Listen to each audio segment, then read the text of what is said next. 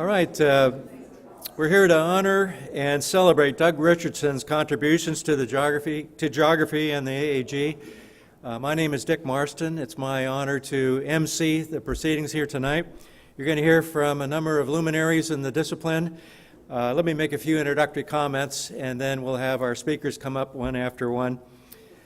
Let me remind you a little bit about the background of Doug's experience here with the AAG. He was appointed the 8th Executive Director of the AAG in 2003 on January 1st, and the chair of the search committee is here, Dwayne Nellis, who was the chair of the search, and I know several others were on that search committee, so that's very nice and symmetrical.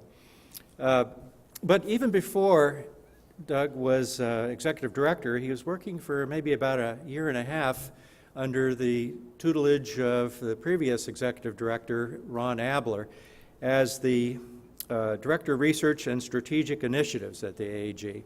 So he had his foot in the door, but a nationwide search was done and interviews were conducted.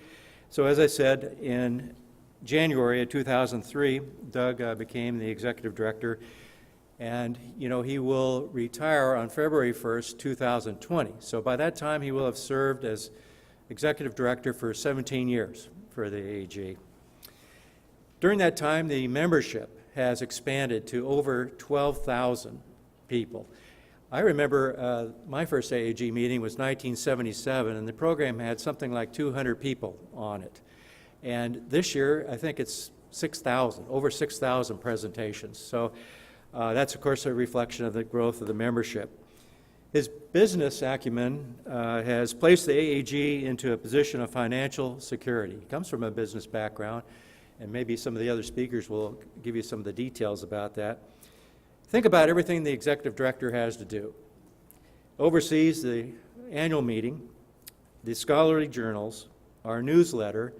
He mentors an AAG staff of roughly 23 people who are talented and motivated. He works closely with the AAG Council.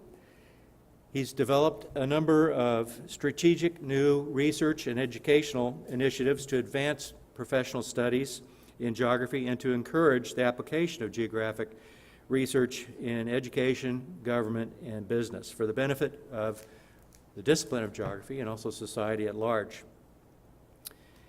He's demonstrated a commitment to diversity and inclusion, both in his hiring practices, the growth of the membership. I had the pleasure of working with Doug, 15 years ago as an officer in the AAG, and more recently in the project with Wiley on the International Encyclopedia of Geography project, and at some other smaller venues. As if that's not enough, we have now the Douglas R. Richardson Endowment for Geography's Future, which also helps secure the financial well-being of our society. It's just a great honor to gather here and thank you, all of us who love the AAG. We love it even more now because of the great achievements of Doug and his great staff over there at Meridian Place. So at this point, what I'd like to do is we have 10 people who are scheduled to give a few comments, and roughly 5 to 7 minutes apiece. We're being videotaped, so be careful if you're going to roast Doug, what you say. But I also want to invite all of you to come to the Council and Donors reception in a nearby room, the Palladium room, I believe is the room, where an open mic will be made available if you'd like to speak and aren't scheduled in this particular session. So we'll go alphabetically, and that means we're going to start with Susan Cutter, a past president of the AAG who's worked with Doug on a number of issues related to hazards, risks, disasters, and most recently worked on the Geography in the Military Committee with Doug. So Susan from the University of South Carolina, would you like to come up first, please? Where's Doug? Doug, you need to be scared. This is your life. I first met Doug in his role as director of Research and Strategic Initiatives. He came on board in July of 2001 in that position, and by September of 2001, we had a major catastrophic event.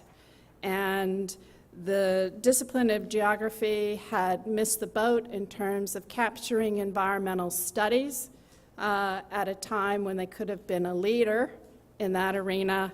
And I was concerned that we would miss the boat in terms of understanding the geographical dimensions of terrorism and all of its framework.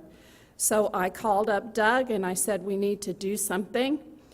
And one of Doug's great strengths is his willingness to engage with important issues of concern and to actively encourage the discipline to use its strengths to address those concerns. So he said, you bet, I'm in. Let's call Bearwald, see if we can get some funding. Doug and I wrote a proposal in a very short period of time. The proposal was to develop a workshop, invite people from all over the profession to contribute short papers laying out how they thought geographers could contribute to this. And it resulted in the publication of the Geographical Dimensions of Terrorism, which laid out a framework and a contribution of the discipline of geography going forward. That particular volume was edited by myself, Doug, and Tom Wilbanks. We now see that Doug continues to motivate people to engage in the important issues of our time. I don't know how many of you were at the session with Eric Holder, but if we don't grab the redistricting issue, we're going to miss the boat another time. And I think part of getting Eric here was due to Doug's insistence that we maintain our consistency in being concerned with contemporary issues. The second thing that I wanted to mention is Doug's Catholic view of the discipline. I remember on the search committee, we were concerned because he didn't have a breadth of knowledge in geography, but we thought his role as the Strategic Initiatives Director was sufficient, and also he made a very compelling case about broadening of the tent. And I think because of his background, he was very interested in bringing more diversity to the intellectual domain within the discipline. And we felt that his management skills and his entrepreneurial skills were what the discipline needed at the time. And basically, the committee voted unanimously to appoint him as the executive director. What's interesting is Doug, over time, has become very adept at herding cats, which is what we are.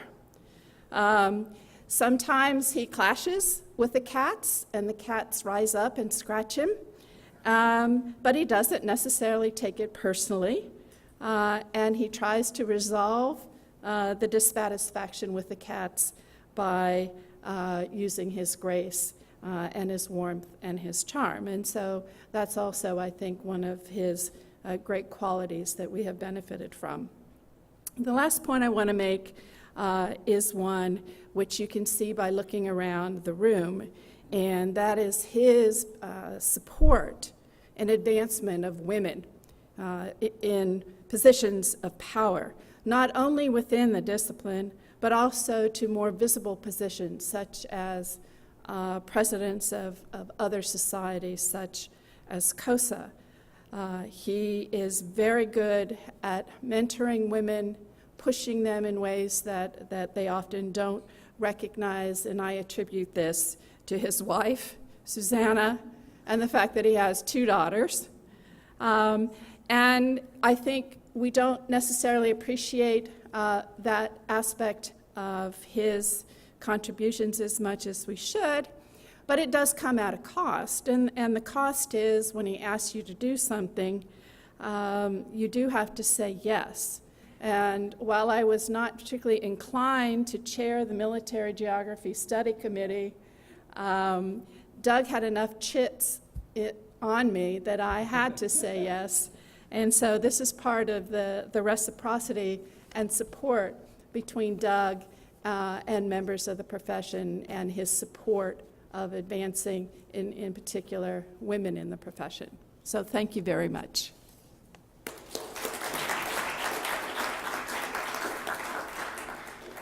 Thanks, Susan.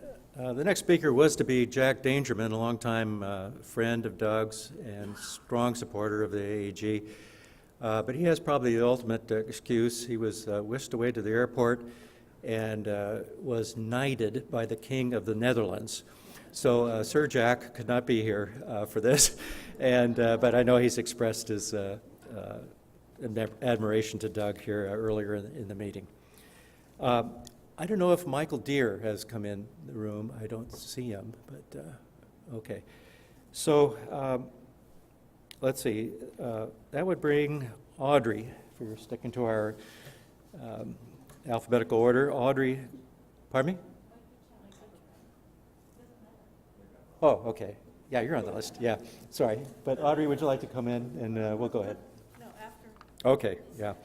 I'm using the Greek alphabet. So, yeah, Michael, come on up. Yeah, Mike, Goodchild, of course, retired now from UC Santa Barbara. Has worked with Doug for many years on GIS issues.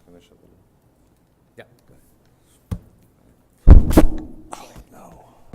So in thinking what I was going to say today, I went back into my records and found a letter that I'd written to Dwayne Nellis, dated the 7th of June, 2002.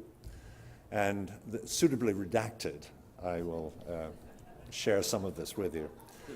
Doug has a somewhat unusual background for the position, since his major contributions have been in the private sector. He has several patents, in fact. He built a substantial business based on the use of geographic information technologies in the field. As a result, his work is widely known, but only to a minority of geographers. At the same time, he kept in close contact with the discipline during his private sector career, and is well aware of its major currents and factions. I think Doug should be judged partly on this record and partly on the work he has done since he decided to devote a major part of his time to the AAG last year. He has demonstrated an outstanding commitment to the discipline and a willingness to lead in exciting new directions while building on its evident strengths. He has a wide range of contacts both inside and outside the Beltway, and he has clearly been willing to make use of these in the various initiatives that he has undertaken recently, such as the AAG response to 9/11. He works hard and is extremely effective. Doug asked for my advice on whether he should apply, and I encouraged him very strongly. I think he is exactly the kind of person the AAG needs at this stage, this was 2002, in its development, forward-looking and efficient in management. And then I ended with a slight concern. On the other hand, I'm cognizant that Doug's interests and experience lie in a fairly narrow area of geography, and although it is very close to my own, I think it is important that you satisfy yourself that Doug will work successfully with the discipline as a whole. So I think the past 17 years have amply addressed that slight concern. He has proved perfectly ecumenical, garnering support from and invigorating all quarters of the discipline. I've worked with him on numerous projects. Efforts to build the case for a spatial perspective in the health sciences, which culminated in a paper in Science, co-authored with Mei-Po Kwan and with several leading administrators in NIH. An Academy report on transformative research in the geographical sciences, in which Glen MacDonald was one of the collaborators. Efforts to reintroduce spatial thinking at Harvard and to establish the Center for Geographic Analysis, successful, of course. Books on space-time integration in geography and GI science, and the geographic dimensions of terrorism. Ongoing research funded by NSF that will give geographers access to data that were previously off limits because of privacy concerns, using virtual data enclaves. And last but by no means least, the International Encyclopedia of Geography. So looking back over the past 16 years, I see spectacular growth in the AAG membership, repeated success at annual meetings, projects out of Meridian House that have greatly contributed to the importance and recognition of geography, strenuous efforts to build geographic education at all levels, and growing employment prospects for geographers. This period under Doug's leadership has been extraordinary, taking geography to new heights that other disciplines would love to match. Thank you, Doug, for all you have done for geography, and best wishes to you and Suzanne in this new phase of your life.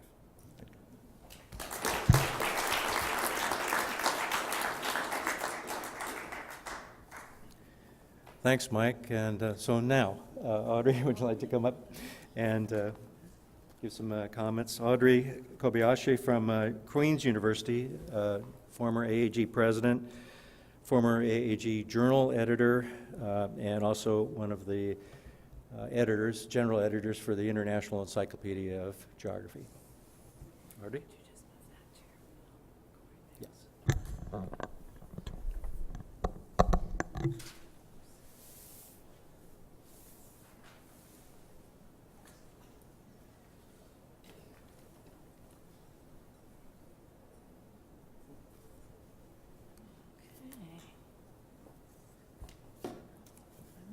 Forward, I can see everybody and see Doug. Thanks very much. It's really a huge honor to be part of this group to talk about Doug. What fun.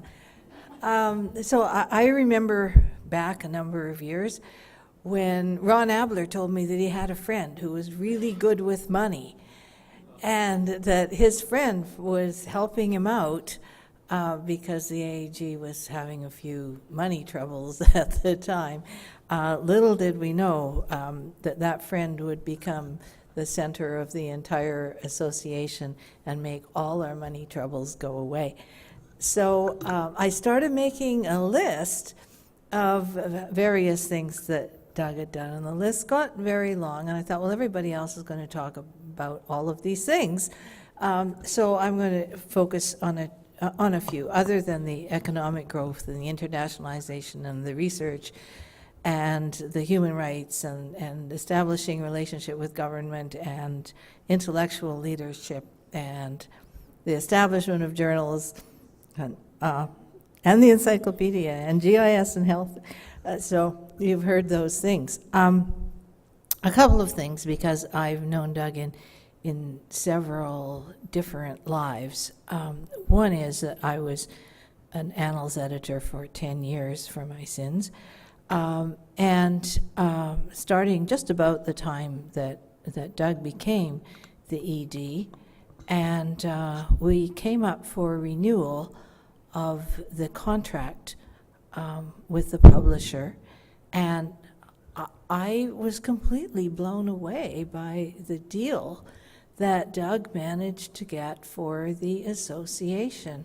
I don't think there's another journal anywhere in the world that has such a solid footing in terms of not just the financial deal, which is tremendous, but also the kind of support that we get, the coverage throughout the world, and the very broad scope of the journal, which of course is a result of the many hard years of work of many geographers. But it was Doug who advanced that vision of what particularly the annals should be, and as well as the professional geographer. And he then later went on to oversee the creation of two more journals that are very important to me, the AAG Review of Books and the Geo Humanities Journal, both of which have enhanced our discipline in different ways. So I think that's a tremendously important thing. And I remember also being blown away when later I was on council and eventually became president, and saw the inner workings of the AAG up close and very personal. And I don't know how many people know this, but he had a plan, and that plan was that the financial stability of the journal, or of the discipline rather, depended very strongly upon research contracts. and the AAG has had many over the past 17 years. It has never taken military contracts, and I think it's very important to recognize Doug's leadership in that respect, notwithstanding rumors that have spread around here and there about the AAG relationship with the military. But he has a formula, and that formula is that when we get a contract, we hire someone. Now, we don't hire someone just to work on that contract, but we hire someone as part of the staff, and then the staff together works on the contract. And then when we get another contract, we hire someone else, and so on until I think at the max, the AAG grew to a staff of 25 from whatever it was when Doug took over, but it was very small. Under 5? Okay, so it tripled. But that tripling was not just willy-nilly, it was the result of a well-thought-out plan and a system that was very systematic. So I just want to mention those few things in a little more detail, because I know everybody else has lots of things to mention. I also value all those years of support and friendship and wisdom and leadership. I've seen Doug in many different states, and always he's been there to provide deep support and friendship, and I value that as much as any of the other brilliant things that have marked Doug's tenure as ED. So Doug, thank you, and I too wish you the very best.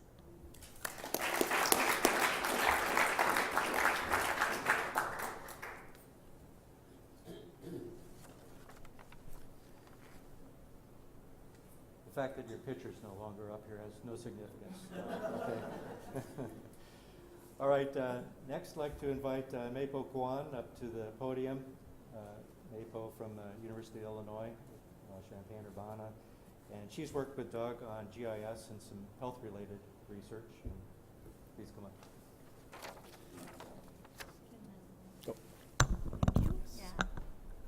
Well, it is indeed an honor to speak, here in this occasion. So I'll start with, when I, know Doug in a long time ago, and then, actually before I get to talk to a lot of him, talk more to him, that actually he has, I just think that, he's, doing everything, right, for the association.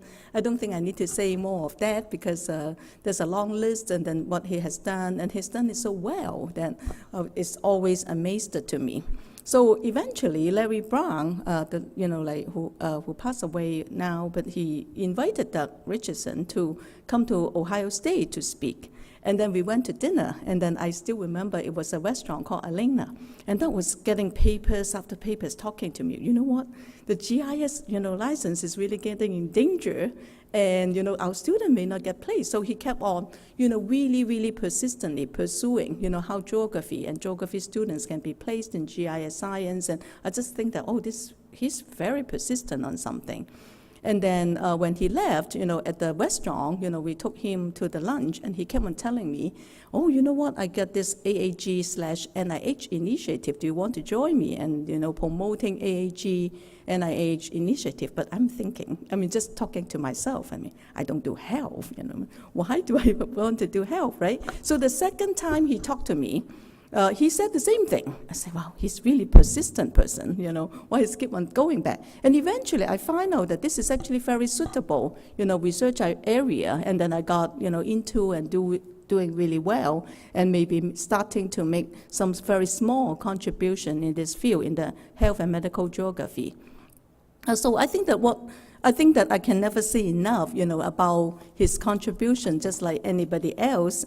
But I think one thing that is also mentioned by Mike Goodchild, and in the GI science field, actually has made very groundbreaking contributions to geography and also to GI science. And the former life, that not many people know, he's the founder and president of Geo Research, and that which actually invent, develop, and patent the first real-time interactive GPS GIS mapping and data collection technology in the 1980s and early 1990s. And this breakthrough innovation it will enable, the first time ever, the continuous and mobile creation of highly accurate real-time geospatial location, attribute, and temporal data, and also many, many applications. Now, the technology that we take for granted actually was really pioneered by Doug, and this is a part that maybe not too many people know. And then I think that I have become to work with Doug more closely and working on many different projects, and then he has always been the leader, having great ideas and very persistently getting everything done. But also, just like Audrey, and then he's also a highly supportive person in terms of many ways. And for example, I'm a foreign-born, international, transnational, whatever you want to call it, Asian woman. And my career has never, is never, just smooth sailing, right? I mean, there's some very difficult time. And that has been extremely supportive to me, and along with actually many of you here, right here. And that's why, I can, stand up here now and speak to you. And I think this is highly valuable. And that also makes the AAG extremely supportive and comfortable home for me, even though I, I came to educate it here, I start my career here, but it doesn't mean that it's all smooth sailing, right? There has been many, rough time. But I think that the AAG, I can say for sure that it has been a very comfortable home and a very supportive home, and really supported my career and whatever I do, and whatever contributions that I'm making now is definitely owe a lot to Doug, and also along with many of you. Thank you. Yeah.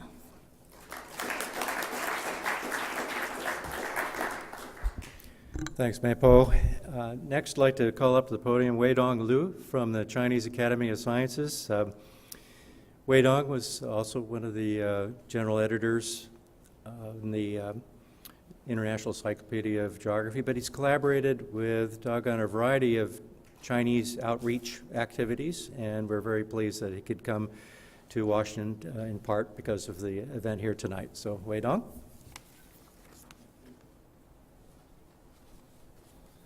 So it is really a great honor for me to join this special session for Doug. And I think his long-term and outstanding services to AAG and the great contribution to the discipline of geography deserve this celebration. And I know I'm probably the only one from China who speak this evening, right? So just before I came to DC, and the Executive Director of Geographical Society of China, Professor Guoyu Zhang, asked me to bring a letter to Doug. And he also asked me to read the letter at this, in this session, okay? So, dear Dr. Richardson, due to my work schedule, I deeply regret to inform you that I will not be able to attend the annual meeting this year, and missing the opportunity to celebrate your contribution to AAG. In the past decades, under your leadership, we are delighted to see the international influence of AAG has been constantly growing. Now AAG has become the geographical organization of greatest influence in the world. The AAG annual meeting, with nearly 10,000 participants worldwide per year, is indeed a conference of geography with an international scope. With your efforts, AAG leads the development of geography by organizing international projects and programs, which will undoubtedly make benefit for human health and the development of society. In addition, AAG also plays a major role in national decision-making in the U.S., which sets a good example for us. In 2012, we established the cooperation between GSA and AAG together and started a new chapter of our partnership. We highly value the cooperation with AAG and our personal friendship with you in particular. We never want our We strongly believe that our friendship will last and our cooperation will continue to expand. Here we sincerely hope AAG will make greater achievement in the future to further improve the studies of geography in the disciplines of science, and to play a more important role in social governance. So this is the letter from Guo. So I will pass this one when I go down, okay? So now I would like to say a few words about Doug personally, you know. So for me, there are two Dougs. Externally, Doug is humble, gentle, and even shy sometimes. You see, in this session, he tried to hate himself, right? But I think inside, there's another very powerful, strong Doug. He is determined to take actions after he makes a decision. So we saw each time a great result or outcome of his actions. So I think with this character, Doug leads the development of AAG into a truly new era, okay, in the past 16 or 17 years, right? And I know everybody will repeatedly to say that his contribution to AAG to the development of the discipline, but several things are very impressive for me. The first one is his contribution to the annual meeting. So when I first joined the AAG annual meeting in Hawaii just 20 years ago, at that time I remember that the number of participants was only several thousand, probably 3,000 or 4,000, something like that. But now you can see that the number is growing to 10,000 around. So also, at that time, AAG was not very attractive to foreigners. But now you can see that it's a truly international conference. So I believe that most geographers now tend to come to join AAG, but not the International Geographical Union Assembly, right? So that's a smaller meeting compared to AAG annual meeting, right? And also, I think his contribution to AAG is that he makes the annual meeting more and more pleasant and enjoyable and even environmental friendly platform for academic exchange among geographers. You see, this year we don't have the plastic things, only paper, okay. And also, I'm very impressed with the meeting APP. So about 4 years ago, I think, we had this kind of APP, meeting APP. It's very convenient for us, right? So we never bring those very thick, abstract book, right? So I think this is also a very good invention for us to join meetings. And actually, the Geographic Society of China learned a lot from how Doug organized the meeting. So now we are learning further. And I persuade Guo to use the APP. And the second one, undoubtedly, is the International Encyclopedia of Geography. So when he decided to take this mission, I think it looked like very difficult one, even if it's not impossible. But you see that the encyclopedia is there, and it's a great success. So I want to repeat. So I believe that the encyclopedia makes a milestone in the development of geography, and it makes history. And lastly, I would like to say that Doug has made a great contribution to the academic exchanges in geography between China and the US. About 10 years ago, Doug came to visit the Geographical Society of China. And since then, he has made efforts to promote the collaboration, cooperation, and exchanges in geography between the two sides. So now you can see that increasing number of Chinese geographers come to join AAG.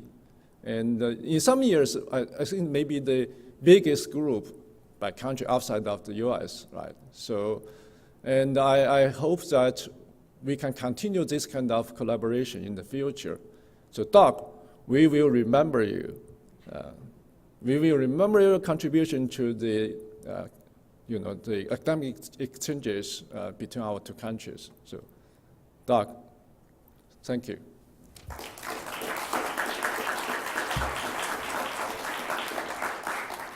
Thank you, Weidong, for those nice comments. And that brings us to Glen MacDonald, past AAG president from UCLA. Glen? Well, thank you very much. I have to say I'm kind of honored and overawed to be speaking with all these distinguished speakers. And so, but I guess one of the reasons I'm here is I'm a recent past president. I see there's a number of you out there. So I'm going to make some observations about the recent past, the present, and the immediate future. And what I want to say is, unless you've been on council, and particularly if you've been on the executive part of council, you don't realize exactly how much Doug has had to take on. And but you also get an insider's view of how far this organization has progressed. Every 6 months or so, the council meets and looks at the numbers. And I can tell you, from Doug's arrival here, the numbers are just incredible. How the membership has grown, how our meeting attendance has grown. We have between 8,000 to 9,000 people at a meeting. It would have been very, very nice to get to 1,000 if you look back at the late 90s and beginning of 2000. We have a massive multi-million-dollar endowment and an organization that's in the black. Folks, it was in the red before. And it wasn't because people weren't working hard. It wasn't because they weren't doing their best. But something about Doug's skill as a business person, his entrepreneurial vision, his management skills really helped. And growing the AAG isn't about growing an organization alone. It's about growing geography. We've really seen a growth of geography. What's also important is the diversity. About 30% of our membership now is international, from outside this country. About 30% of the people attending any one of these conferences is international. And that's fantastic. I mean, we have become the marketplace of the world for ideas about geography. And Doug worked hard for this organization to realize its potential. But that's only part of it. And if you've been coming to the meetings a long time, you've seen that. The other part is the things that Doug has had to deal with that come up that you may never know about or you may never hear about because they were dealt with. For example, there was legislation that was going forward that would have basically stopped the federal government in collecting information on housing inequality, on sharing that information and making it available. Doug was right there in the lead to make sure that doesn't happen. There was legislation proposed that would mean that any mapping done for the federal government had to be done by a certified engineer, basically. That would have then affected your NSF grants, your federal government contracts. It would have eventually trickled down to your state work and local work. Doug was right there, and those are just two examples. Internationally, when academics were rounded up basically in Turkey and things like that, Doug was right there, and the AAG has always been right there on human rights issues, forming coalitions. With science under attack, the AAG under Doug has been at the lead of things like the March for Science. When our members were interested in how the geography, the discipline, functions with the military, are there biases? Are there things going on that we need to be aware of? Doug put together a committee. Susan very kindly agreed to join it. When there's been issues of harassment at meetings, things like that, Doug immediately then worked with council to put into place. You all got a card at this meeting, which kind of laid the ground rules. I can't tell you how seriously Doug took this. But it's not just problems, it's opportunities. You know, under Doug's reign here as the executive director, we've expanded the program for developing nations, where people from developing nations can get, in a sense, you know, a better deal, can be, in a sense, subsidized to come to these meetings. We expanded then the discounts in membership that can be gained by new academics who don't really make that much money, helping to bring more people in. We've had this wonderful contract which people talked about. I can tell you this is unbelievable that an organization like ours could get a publishing contract like that. And so if you're on the council, you see all the things that Doug has had to cope with day in, day out, that most of the membership never even are aware of, and yet could be catastrophes and have been averted. What really blows me away then is he does this while he's doing the Encyclopedia of Geography. He's working on real-time GIS. He's increasing and pushing geographic education and bringing in grants to do that. I mean, he's a vibrant intellectual life, as well as management, entrepreneurship, firefighting, working with the desires of the membership in the council. It's really incredible. Now, Doug has grandchildren. He has children who are doing very, very well, daughter who's a distinguished faculty member now at Harvard. And he's got a garden to think about and a really, really great retirement coming up. But really, no one could rue this as much as I do. The reason is, and I'm thinking about the president in the future, is that I'm chairing the committee for basically the search for a new executive director. And I have to say that so many people realize how important this is. Many eminent geographers, past presidents, Audrey Kobayashi, for example, Sarah Bednarz, without hesitation joined that committee. Without hesitation joined that committee because we realize two things: how important this role is, how important this organization is, but also the difficult task ahead to replace someone of Doug's multitude of skills, ability, and energy. And in putting together then the prospectus for this, you know, what this person has to do, it is daunting. And it is daunting for us as a committee to try to move where to go next. And I have the deepest respect for Ron Abler, for Dwayne Ellis, and those who worked on the committee that hired Doug. Man, you guys, we need some help here, because this is really going to be important. But here's the really good thing. Oh my gosh, has Doug Richardson left us with an AAG that is in wonderful shape. We are not in the red. We are not in the, we are not in any kind of financial crisis. We are not having a crisis of membership. We are not having a situation where our demographics and diversity is collapsing. This is a fantastic, vibrant, healthy, in every way, organization. And hopefully that is going to help us be an attraction. And anyone who comes in to try to fill these unfillable shoes has got a real great wind in their sails thanks to Doug. So thank you very much, Doug.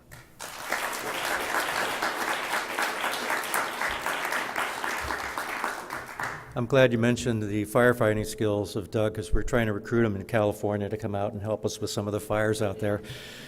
You're absolutely right that you have to be on council, and especially on the executive committee, to really appreciate the full scale of what Doug deals with throughout the year.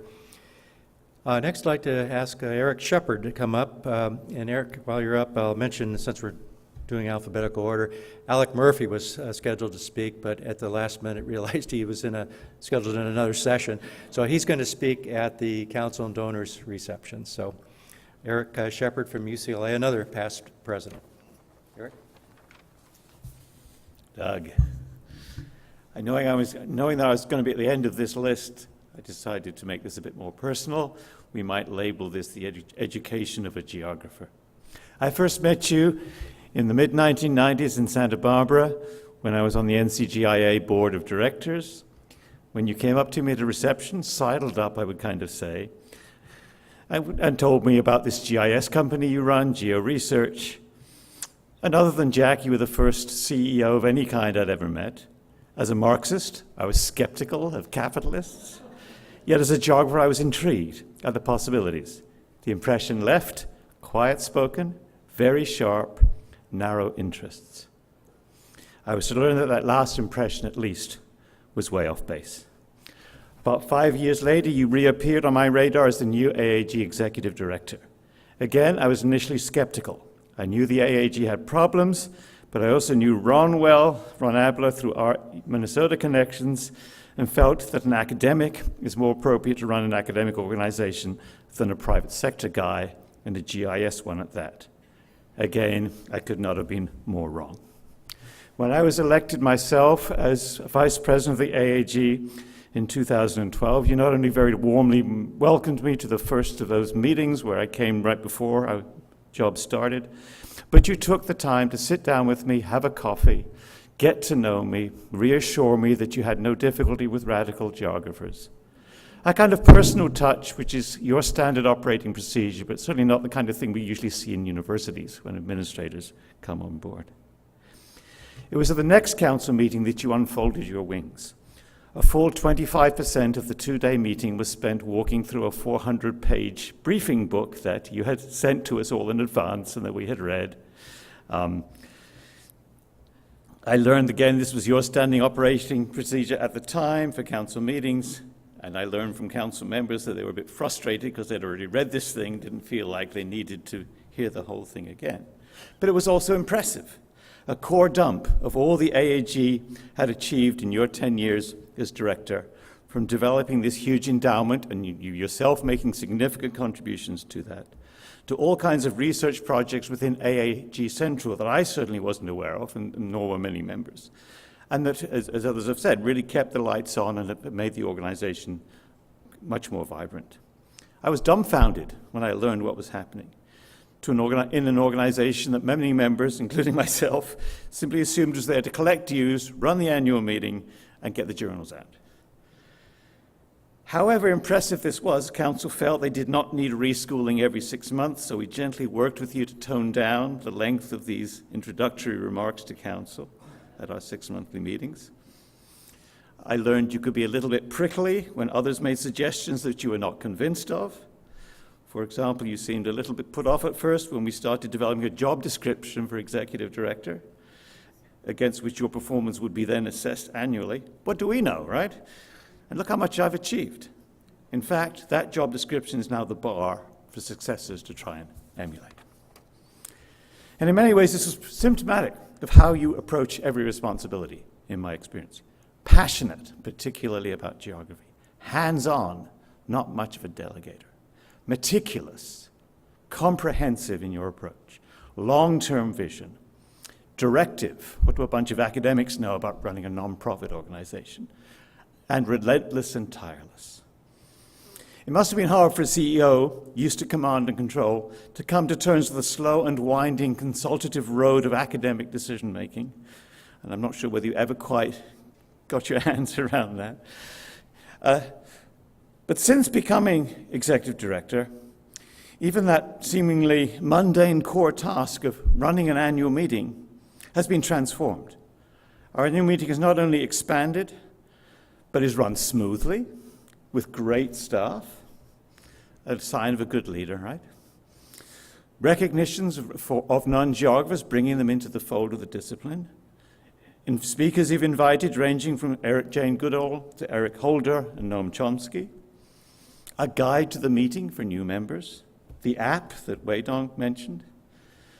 And now, I know working closely with Sherry, these conference rules addressing sexual harassment, I could go on and on. It is a transformed experience for all of us in all kinds of great ways. I felt you sometimes could be a little bit thin-skinned, insecure perhaps, about how us professors, particularly us radical professors, regarded you. Yes, you have a PhD in geography, but can a former CEO cut it in these academic circles? The answer turned out to be a resounding yes.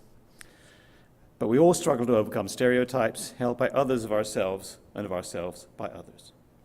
Working with you for these 3 years as vice president, president, past president, I came to appreciate how much more to you there is than the stereotype that I had started with. Your role as a legal counsel working on property rights and resource rights for Native tribes and concern for Indigenous rights. The pride you expressed in a knowledge about the STS work that Susan, your daughter, has been doing, which you made me aware of, you gave me her book, and your advocacy for the advancement of women, as other people have mentioned. Your passion for human rights and making that a central part of our agenda. And your deep interest in the humanities as well as the social sciences, as I think Audrey said, creating the Geo Humanities Journal as an addition to our palette. And your commitment, as Weidong has highlighted, to internationalizing the association. In all these ways, you practice the breadth that makes geography such a unique and exciting discipline. Sometimes your passion and commitment has rubbed people the wrong way. You can jump in uncompromisingly with both feet when your passions are aroused and your ethical principles violated. But without that passion and commitment, the AAG and American geography would not be what we are today. You're the very definition of a tough act for the next executive director to follow, and I'm sure glad I'm not applying for that job. So here's to Doug, the entrepreneur. He's given his body and soul to the association and the global discipline, and fully deserves a restful and fulfilling retirement from its day-to-day stresses. Yet none of us fully can imagine that he has the constitution to go gently into that good night. He will be there to tutor the next executive director, looking over her shoulders. He will continue to attend the meetings, commenting sharply on anything that does not meet his exacting standards. But hopefully you will also take time to kick back, able to bask in some reassurance that you are fully respected by those practicing this discipline that you love and that you've given so much to. And thanks so much.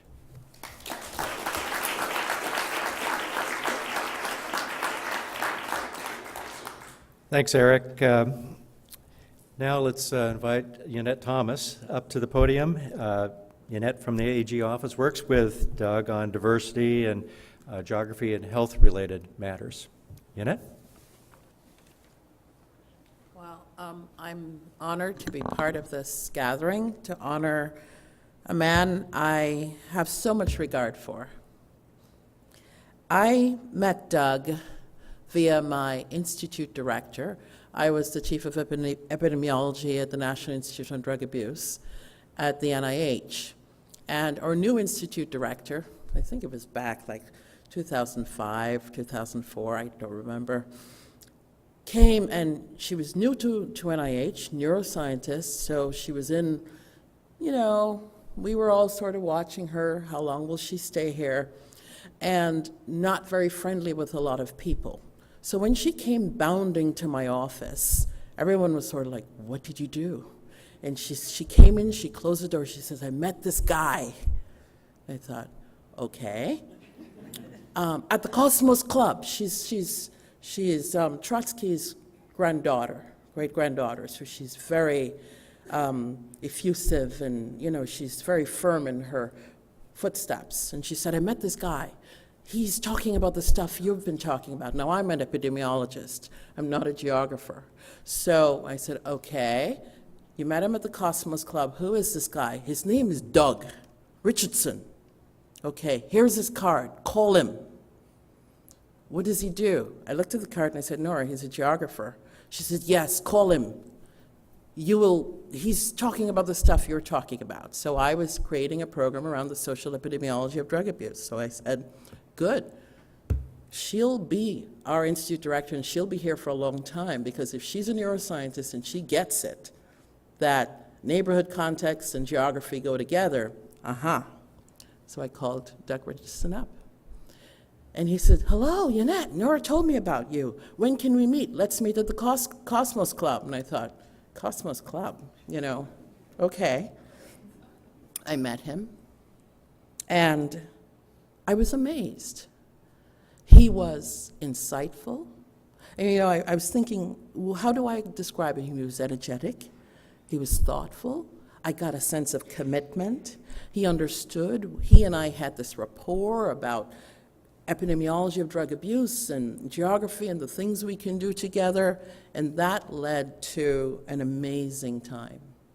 The next year, Nora Volkov was speaking at the Geographers meeting, which was unheard of. And on, we did a number of things together that led to a volume called Geography and Drug Addiction that I'm seeing all over the world as I go around. And I watch in awe that this work has continued. He's now working with my former colleagues at National Cancer Institute, and there's all this stuff happening at NIH. He also introduced me to a wonderful geographer who he ended up funding, Mei-Po Kwan. Yeah, it was amazing that Mei-Po's work was connected to drug abuse, and we funded you to continue doing amazing things. I left NIH and got a call to go to Howard University to create an Office of Regulatory Research Compliance, and I was amazed. As a vice president there, one of the deans came up to me and said, "I heard you know Doug Richardson. I know him too. He's done a lot of work with us." Lo and behold, he was working with Howard and the dean of the School of Arts and Sciences over diversity issues and major things for decades. We ended up at COSA, the Consortium of Social Sciences. Doug Richardson was a stalwart there too. Everybody knew about his work and his activism. I left Howard and I went to the International Society on Urban Health. And that led to a major collaboration. ISUH and AAG had a joint meeting in San Francisco. That was the best meeting that ISUH had, and led to a number of our constituents around the world amazed that we were connecting geography with urban health. Now we're working on IGERN together, which is a natural fit with Mei-Po. And many of you don't, I didn't know that Doug was a feminist. I really didn't, until my sister, the economist, who does, she's a Balkans expert, introduced her to Doug Richardson. Next thing I know, she said, Doug is a feminist, and he's going to be part of our Women's Economic Imperative NGO, and sure, he's on the board. He's an amazing person. Again, energetic, thoughtful, committed, insightful, determined, relentless, and kind. That I remember him for very much. So I'm happy to call him friend. We share gardening in common, and I love Susanna. And I look forward to working with him on new initiatives. I am jealous of all the things I've heard in your relationship with him, and I'm amazed. I wish my NIH colleagues were in the room. I hope some of them are. David, you know what I'm talking about. David Berrigan at National Cancer Institute. It's amazing, and that this work is continuing. So I thank you. I thank you personally. I thank you professionally, and I look forward to continue working with you. Thank you.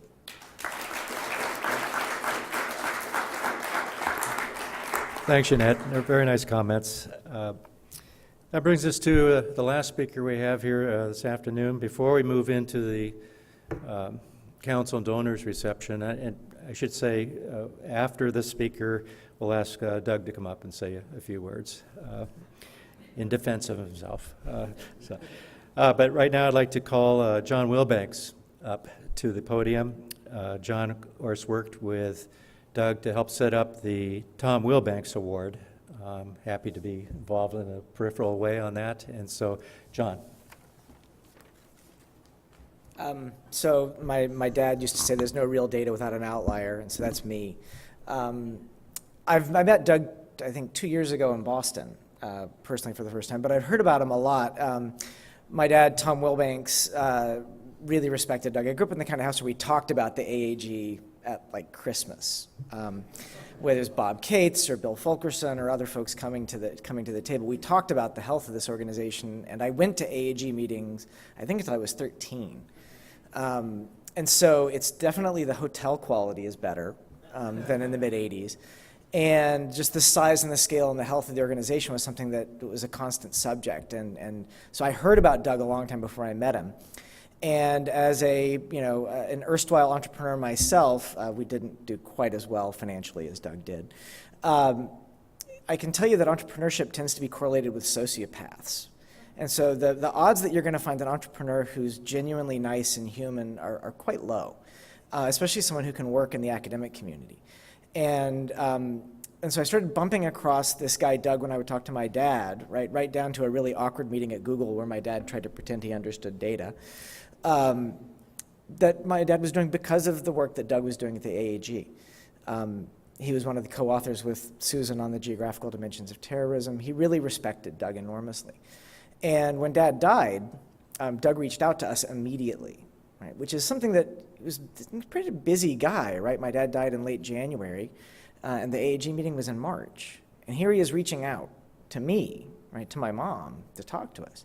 That kind of empathy is tough, right? And these meetings are important for us. We've healed a lot through these meetings, but they're hard. So I kind of might disengage or not answer email. Doug doesn't judge, right? He's just there. And that's the hardest thing, right? It's hard as hell to run a society and not be an asshole. It's hard as hell to be an entrepreneur and not be an asshole. To do both of those things and not be an asshole is really rare. And so we're so grateful to Doug for all of that work. And then, of course, for him to become the first awardee of my dad's award last year was really important to us. In the nominating letter, 14 of the top geographers in the world nominated Doug. And the line that stands out is, if there were a Nobel Prize for geography, Doug would get it. And again, to do that and not be an asshole, right, is a pretty rare thing. So Doug, I'm thankful to be part of this. I'm thankful to know you. And if you guys ever want to garden, we live near you in Bethesda, and we would look forward to that. Thank you so much.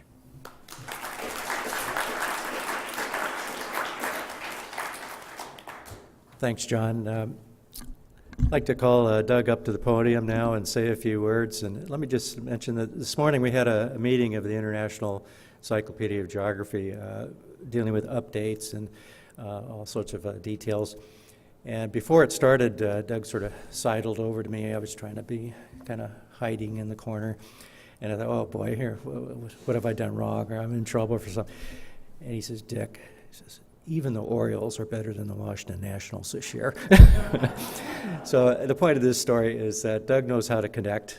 We share a love of baseball, and he knows how to connect with everybody. And so, Doug, would you please come up and address the audience?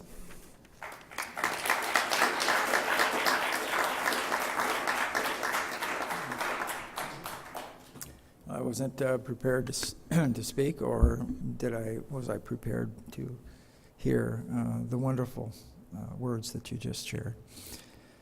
I'm blessed in my life. I've had a lot of good things happen. And, after I sold my company, I had many, many offers to run other companies. And I took off a year and a half, and I thought, I could do that again, but it is narrowing. And then Ron Adler called me up one time and said, Doug, you want to have lunch? So I said, what's up? He said, oh, come on, let's have lunch. And he said, Doug, we're having some trouble at the AG with the finances. Would you be interested in consulting? And I said, well, how much could you pay? And he told me, and I said, well, I'll volunteer my time. And so I came over to the AAG and started to just kind of look and listen and look at the workflows and look at what we were doing. And I have the deepest respect for Ron. He's a good friend, a very good friend, and always has been. But there needed to be some changes there. And so I just sat there unpaid for a few weeks and few months, and then I pointed out things that I thought he should do, and then he says, well, won't you stay? And I said, I can't stay. And he says, well, I'll give you a job. And somebody said, I don't need a job. But he says, okay, well, so I worked there. He said, what do you want to do? And I said, strategic initiatives. That sounds great, And so anyway, that led to then him. I was really tricked by him to take this job. And it was one thing after another.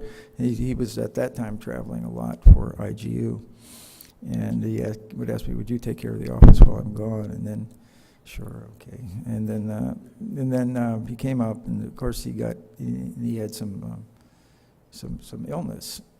and he said, Doug, would you mind, I'm going to be out of commission for a while. Would you run the AG for a while? Of course, and so at some point then he said that he was going to retire, and he encouraged me to apply for the job, and I said, no, this is too much work, I saw the things he was going through and a lot of nonsense you had to go through. And but finally, he and a bunch of other people prevailed on me to do that, and I thought, well, this is what I care about, and so anyway, I did decide to do that, and it was it was done. But for me, I don't do any of this stuff for money. I don't do it for the kind words that you guys gave me, but it's very nice.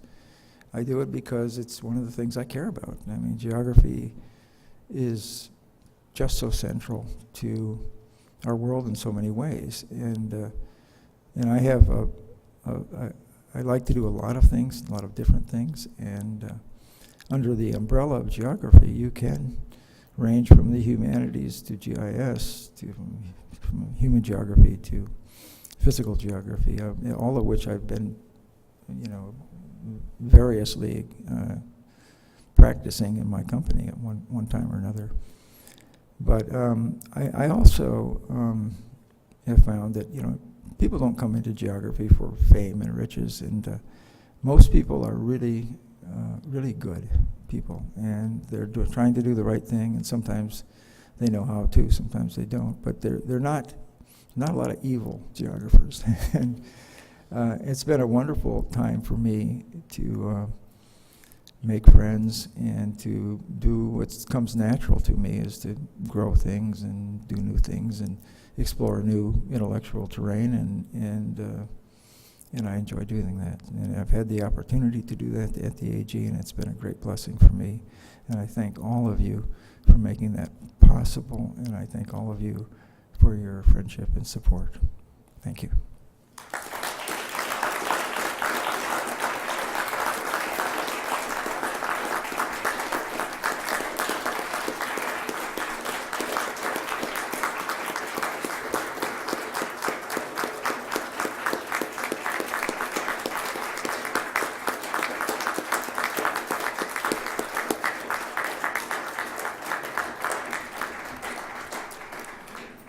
Thank you, everybody, for attending. I don't know if I've ever seen a tribute session with so many superlatives as this one. So now we'll adjourn to the council and donor reception in the Palladium room. And anyone else who would like to speak to Doug's strengths, you're welcome to pick up the mic over there.